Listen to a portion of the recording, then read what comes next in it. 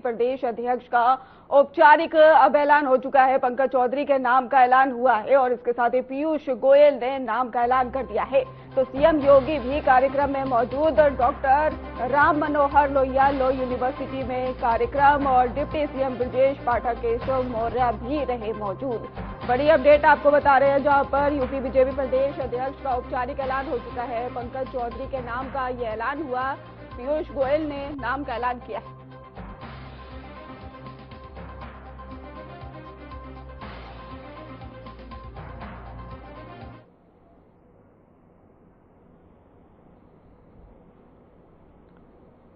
तो deputy CM Brajesh Pathak Keshav Maurya भी मौजूद हैं। तो फिर पंकज चौधरी क्या कुछ कह रहे हैं, चलिए सुनवाते हैं। और पूरे प्रदेश से आए हुए मेरे प्रिय कार्यकर्ता साथियों, माननीय सांसदगण, माननीय विधायकगण, पूर्व सांसद, पूर्व विधायक, जिला पंचायत अध्यक्ष, मंडल अध्यक्ष, भाजपा के पदाधिकारी, पूर्व पदाधिकारी और मेरे मीडिया के साथियों, आप सबको मैं सादर प्रणाम करता हूं, आपका वंदन करता हूं, आपका अभिनंदन करता हूं। साथियों, गोमती नदी के किनारे स्थित प्रदेश की राजधानी लखनऊ में आप सभी के स्नेह, उत्साह, रोमांच एवं हार्दिक स्वागत से खुद को धन्य मान रहा हूं। भारत के सबसे बड़े प्रदेश, जिसे भारत की राजनीति का केंद्र बिंदु माना जाता है, ऐसे अपने उत्तर प्रदेश में भाजपा के प्रदेश अध्यक्ष का दायित्व लेते समय मैं रोमांचित हूं, उत्साहित हूं और गौरवान्वित महसूस कर रहा हूं। कार्यकर्ताओं के इस महासंगम के अवसर पर आप सभी कार्यकर्ताओं की प्रेमपूर्ण भावना से स्वयं को मैं जोड़ रहा हूं। तब यह भाव और बढ़ गया कि केंद्रीय नेतृत्व ने मुझे कितनी बड़ी जिम्मेदारी सौंपी है। आदरणीय प्रधानमंत्री श्री नरेंद्र मोदी जी, राष्ट्रीय अध्यक्ष श्री जेपी नड्डा जी, गृह मंत्री श्री आदरणीय अमित शाह जी, रक्षा मंत्री आदरणीय राजनाथ सिंह जी और संघ परिवार का हृदय तल से, हृदय की गहराइयों से मैं धन्यवाद देता हूं कि उन्होंने मुझे मेरे ऊपर भरोसा जताया और मुझे ये महान दायित्व सौंपा है। साथियों, ये भारतीय जनता पार्टी जैसी लोकतांत्रिक पार्टी में ही संभव है कि वह मुझ जैसे सामान्य कार्यकर्ता को भी एक बड़ी जिम्मेदारी मिल सकती है। हमारी पार्टी में कोई वाद नहीं चलता है, न परिवारवाद चलता है और न जातिवाद चलता है। हमारी पार्टी का नेतृत्व न किसी खास परिवार को मिलता है और न ही किसी खास जाति को मिलती है। हमारी पार्टी में कोई भी व्यक्ति, कोई भी सक्रिय कार्यकर्ता बड़े से बड़े दायित्व को पहुंच सकता है। इसलिए हम सबको अपनी पार्टी पे गर्व है। साथियों, मैं राजनीतिक जीवन का आरंभ कोई सुनियोजित मेरा नहीं था, बल्कि एक गलत के सामने हार ना मानने की जिद में हम राजनीति में ऊपर तक आए। मित्रों, हमारे यहां समीर सिंह जी बैठे हुए हैं, तमाम हमारे गोरखपुर के लोग बैठे हैं। 1989 में मैं जब सभासद हुआ और सभासद जीतने के बाद डिप्टी मेयर के चुनाव में कुछ कानूनी बाधाएं डाली गई, जो एकदम अनुचित था और गलत भी था। अपने समर्थकों के साथ हमने कोर्ट केस किया, सिविल कोर्ट से लोअर कोर्ट से लगा करके और सुप्रीम कोर्ट तक 7 महीने के भीतर हमने वो लड़ाई लड़ करके वहां से विजय श्री लेकर आया और पुणे गोरखपुर का डिप्टी मेयर में बना। और मानिए ऐसा पहला केस होगा, क्योंकि इलेक्शन पिटीशन हम सब जानते हैं कि इलेक्शन पिटीशन होता है, आदमी का कार्यकाल या तो पूरा हो जाता है या तो नया चुनाव हो जाता है। लेकिन ये पहला उदाहरण था कि इस पिटीशन में कहीं ना कहीं इलेक्टेड पर्सन को स्टे भी किया गया था और 7 महीने के अंदर निर्णय भी आया था। इसलिए इस राजनीति में आने का मुझे मौका मिला था। मित्रों, साथियों, अगर देखें तो इसके बाद 1991 में भारतीय जनता पार्टी ने मुझे 26 साल के उम्र में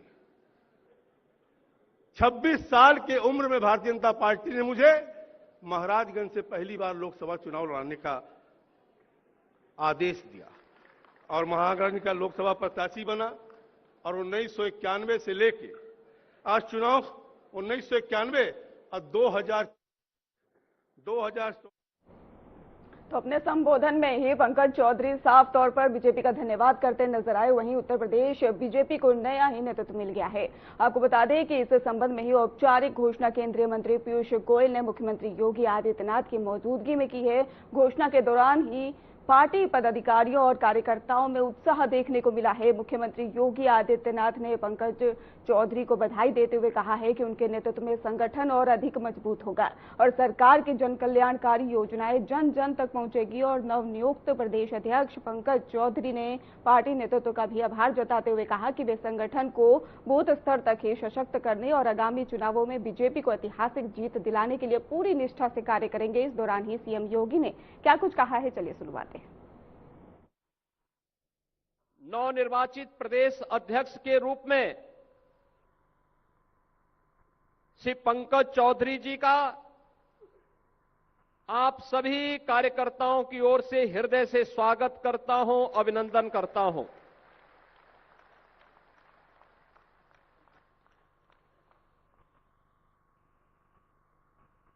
मैं इस अवसर पर इस पूरी चुनाव की प्रक्रिया को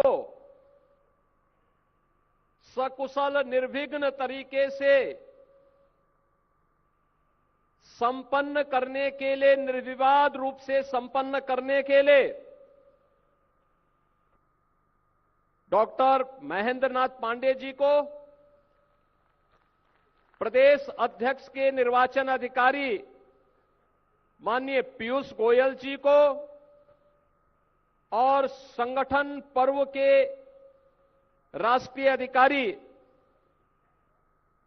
माननीय डॉक्टर के लक्ष्मण जी को हृदय से धन्यवाद देता हूं कि आज उत्तर प्रदेश के अंदर हमारे चुनाव की प्रक्रिया संपन्न हो रही है और एक अनुभवी कार्यकर्ता को उत्तर प्रदेश के प्रदेश अध्यक्ष का दायित्व मिलने के साथ ही उत्तर प्रदेश के अंदर अब नए गति के साथ सरकार और संगठन मिलकर के आदरणीय प्रधानमंत्री जी की मंशा के अनुरूप आगे बढ़ने के संकल्प के साथ बढ़ पाएगा।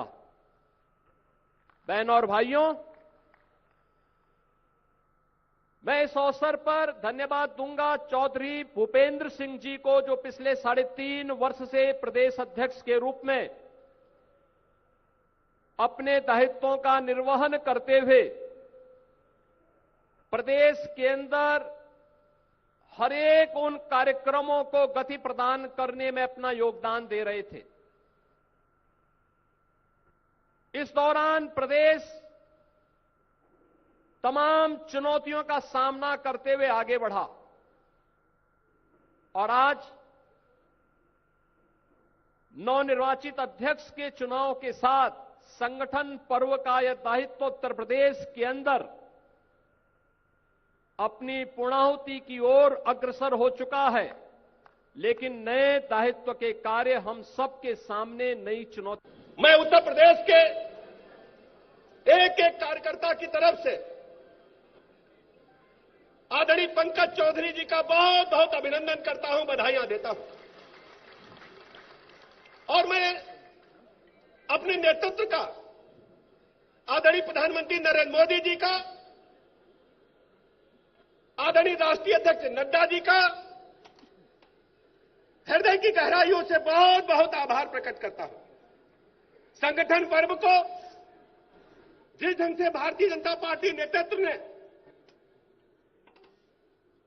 दुनिया के पैमाने पर लोकतांत्रिक व्यवस्था को मजबूती देते हुए भारतीय जनता पार्टी के संविधान के मुताबिक मंडल से लेकर के बूथ से लेकर के प्रदेश अध्यक्ष जी का चुनाव संपन्न कराया है। मैं हृदय की गहराइयों से अपने नेतृत्व का बहुत बहुत अभिनंदन करता हूं, आभार प्रकट करता हूं। और ये संयोग देखिए, आदरणीय पंकज चौधरी जी का सफर गोरखपुर के पार्षद के रूप में प्रारंभ होता है। भारतीय जनता पार्टी के पार्षद के रूप में, कार्यकर्ता के रूप में नगर निगम की सेवा करते हुए उप महापौर का दायित्व संभालते हुए धीरे धीरे सने सने कार्यकर्ता के रूप में आगे बढ़ते हुए वो महाराजगंज से 7 बार सांसद रहे। और ईश्वरीय संयोग देखिए, भारतीय जनता पार्टी को नेतृत्व को पूज्य अटल बिहारी वाजपेयी जी को मैं याद करना चाहता हूं। पूज्य अटल बिहारी वाजपेयी जी के नेतृत्व में जब देश में भारतीय जनता पार्टी की पहली सरकार बनी थी, तब भी आदरणीय पंकज चौधरी जी उनके साथ कंधे से कंधा मिलाकर देश की सबसे बड़ी पंचायत में महाराजगंज का प्रतिनिधित्व कर रहे थे।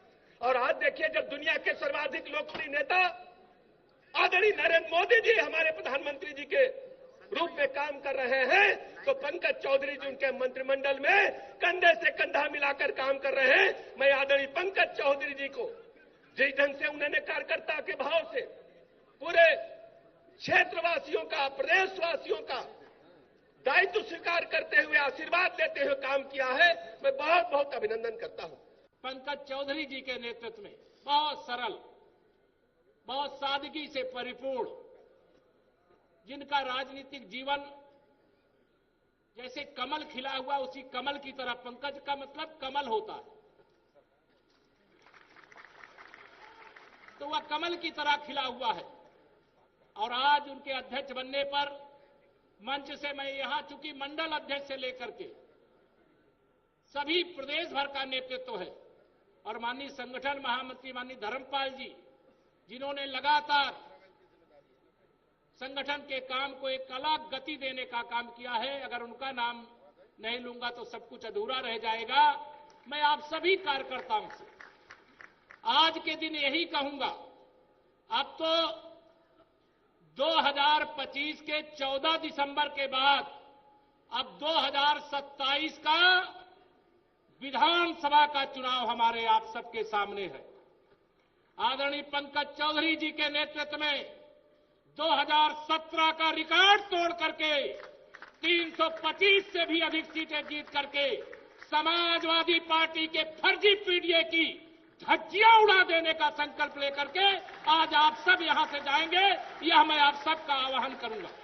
कुछ जो प्रमुख सदस्य उत्तर प्रदेश की शान, उत्तर प्रदेश का गौरव बढ़ाते हैं, ऐसे कुछ नाम मैं आपके सामने रखना चाहूंगा। सर्वप्रथम हम सबका सौभाग्य है कि उत्तर प्रदेश के राष्ट्रीय परिषद में सम्मिलित सदस्यों में भारत के यशस्वी प्रधानमंत्री माननीय श्री नरेंद्र मोदी जी वाराणसी से, भारत के रक्षा मंत्री माननीय श्री राजनाथ सिंह जी लखनऊ से, माननीय श्री मुख्यमंत्री श्री योगी आदित्यनाथ जी गोरखपुर से, माननीय श्री केशव प्रसाद मौर्य जी प्रयागराज से, माननीय श्री ब्रजेश पाठक जी उन्नाव से, माननीय श्री भूपेंद्र सिंह चौधरी जी संभल से, श्रीमती स्मृति ईरानी जी सुल्तानपुर से, डॉक्टर महेंद्रनाथ पांडे जी वाराणसी से। एक और बड़ी खबर आपको बता दें, जहां पर नेता प्रतिपक्ष ने विस अध्यक्ष को पत्र लिखा है। विधानसभा सत्र को लेकर यह पत्र लिखा गया है और जनता की समस्याएं ज्यादा, सत्र का समय कम, ऐसा भी कहा गया है। तो विधानसभा सत्र 4 दिन से बढ़ाया जाए। यूपी का बड़ा प्रदेश है, समस्याएं भी बहुत ज्यादा है। पत्र में सारी बातें लिखी हुई हैं कि नेता प्रतिपक्ष ने विस अध्यक्ष को पत्र लिखा है। विधानसभा सत्र को लेकर पत्र लिखा गया है। जनता की समस्याएं ज्यादा और सत्र का समय कम, ऐसा कहा गया है पत्र में। और इसके साथ ही विधानसभा सत्र 4 दिन से बढ़ाया जाए, ये भी कहा गया है। यूपी बड़ा प्रदेश है, समस्याएं भी बहुत ज्यादा है, ये भी पत्र में लिखा गया है। तो नेता प्रतिपक्ष ने 20 अगस्त को पत्र लिखा है। विधानसभा सत्र को लेकर ये पत्र लिखा गया।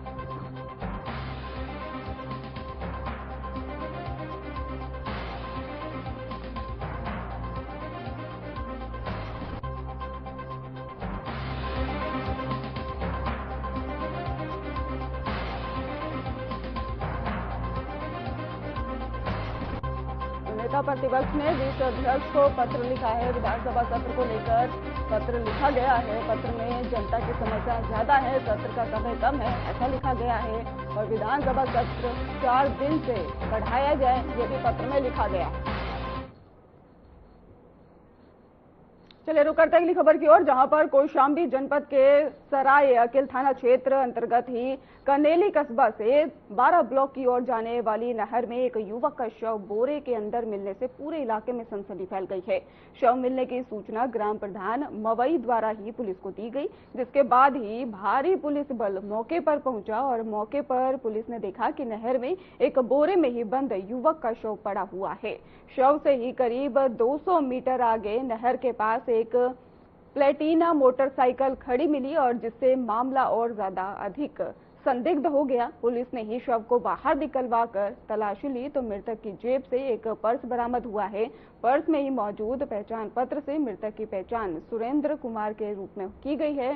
प्रारंभिक पूछताछ में मृतक के पिता धर्मपाल ने बताया है कि बीती रात ही सुरेंद्र का ही अपने बड़े भाई राजेंद्र से विवाद और मारपीट हुई थी और जिसके बाद सुरेंद्र मोटरसाइकिल लेकर घर से निकल गया था, जिसकी संदिग्ध परिस्थितियों में मौत की खबर अब सामने आई है।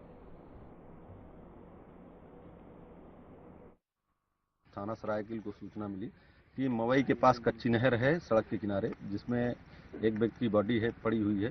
तत्काल सरायकिल की थाना पुलिस मौके पर पहुंची, बॉडी को मोर्चरी भेज दिया गया है। उसकी पहचान सुरेंद्र के नाम के बसुहार का रहने वाला है, सुरेंद्र नाम का व्यक्ति है हुई है। उसके माँ बाप से संपर्क करने का प्रयास किया जा रहा है। उसके माँ बाप भी घर पे नहीं हैं और उनके परिवारजन, उनके चाचा और परिवार के अन्य लोग को बुलाया गया है, उनसे पूछताछ की जा रही है। जो भी जानकारी होगी और जो भी निकल के सामने आएगा वो आपको बाद में ब्रीफ किया जाएगा। अभी जो विधिक कार्रवाई है वो की जा रही है।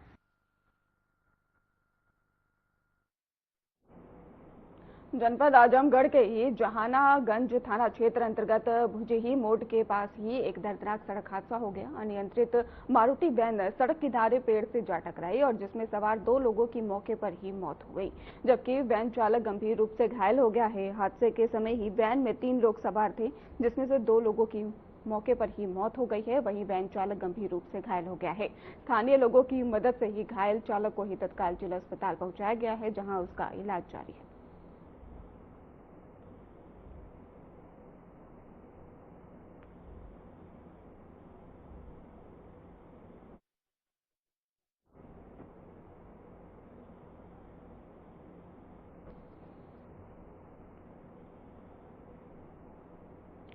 गाजियाबाद के लोनी इलाके में दिल्ली पुलिस क्राइम ब्रांच की टीम ने बड़ी कार्रवाई करते हुए नकली दवाइयों की एक फैक्ट्री को पकड़ लिया है।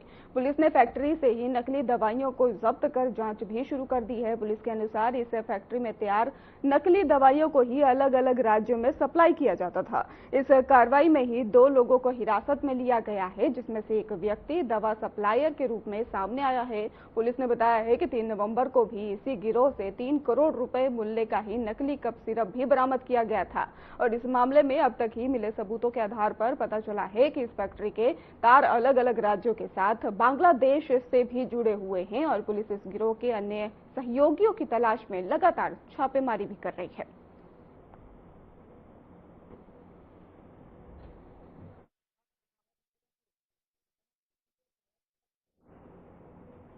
जौनपुर शहर में एक साधु बाबा की पिटाई का वीडियो सोशल मीडिया पर जमकर वायरल हो गया है और जानकारी के अनुसार घटना ही मछली शहर पड़वा में मौजूद हेवल्स शोरूम के सामने हुई है और लोगों ने अफवाह के चलते ही ये विश्वास भी कर लिया कि साधु बाबा बच्चों को पकड़ने की कोशिश कर रहे थे।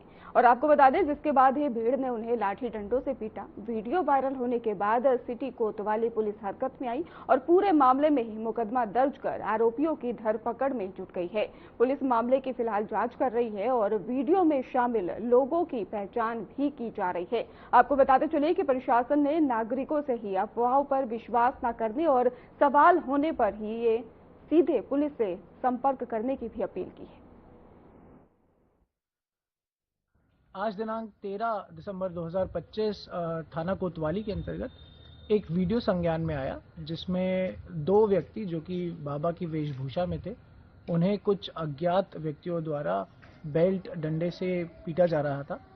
तत्काल पुलिस एक्शन में पुलिस द्वारा दोनों व्यक्तियों को सुरक्षित थाने पर लाया गया तथा अज्ञात व्यक्तियों के विरुद्ध एक मुकदमा संख्या 368/25 थाना कोतवाली में एक मुकदमा पंजीकृत किया गया। पुलिस द्वारा उन अज्ञात व्यक्तियों को चिन्हित किया गया और मैं ये बताना चाहूँगा, उनमें से 4 व्यक्तियों को हिरासत में लिया जा चुका है। अग्रिम विधिक कार्रवाई सुनिश्चित की जाएगी। धन्यवाद।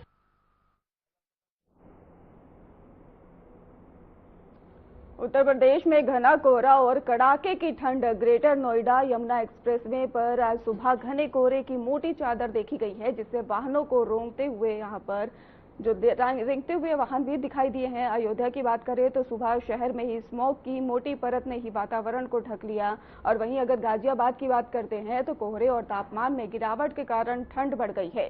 सड़कों पर वाहन धीमे चल रहे थे और लोगों को ही घरों में दुबकने के लिए ही मजबूर होना पड़ा है। मजदूरों को ही काम में कठिनाइयों का भी सामना करना पड़ रहा है। कौशाम्बी से खबर सामने आई है, जहां पर ठंड और कोहरे का भी कहर जारी है।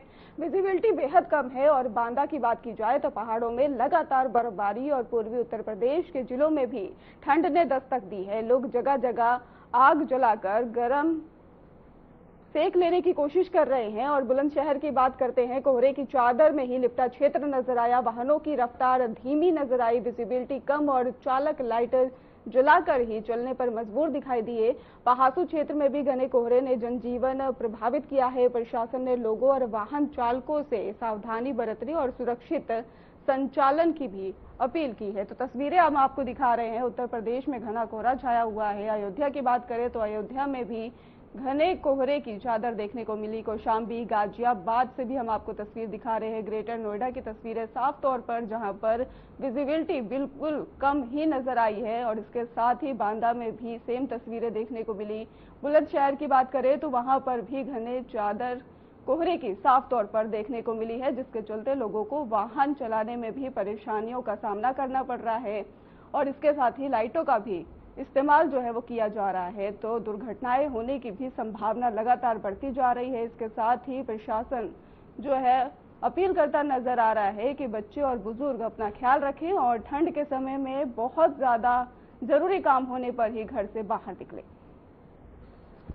तो वाहनों की भी धीमी रफ्तार देखने को मिल रही है। विजिबिलिटी बेहद ही कम नजर आ रही है। घने कोहरे के चलते लोगों का घर से बाहर निकलना मुश्किल हो गया है। ठंड के चलते लोगों से प्रशासन की लगातार अपील की जा रही है कि ठंड से अपना बचाव करें।